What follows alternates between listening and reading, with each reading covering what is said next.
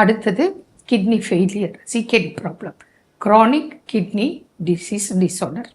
இது எப்படின்னா, இந்த யூடிஐ அடிக்கடி வந்ததுனாலையும் உங்களுக்கு கிட்னி ப்ராப்ளம் வரலாம்.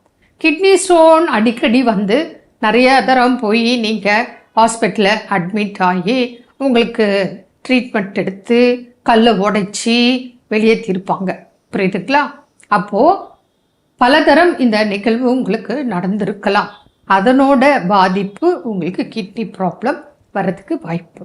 இன்னும் பல காரணங்கள் இருக்குது. அது சுகர் அதிக நாளாக இருக்குது, இல்லை கொஞ்ச நாளாக தான் இருக்குது, கண்ட்ரோலில் இல்லை. அதிக அளவிற்கு சுகர் கண்ட்ரோல் இல்லாமல் இருக்குது, நமக்கு கிட்னி பாதிப்பு வரலாம். அதே போல் ஹைப்பர் டென்ஷன் மாத்திரம் இருக்கும் சிலருக்கு. அது ஆரம்பத்தில் பார்த்துருப்பாங்க, கண்ட்ரோல் வந்திருக்கும், அவ்வளோதான். கண்ட்ரோல் வந்த உடனே என்ன பண்ணுவோம்?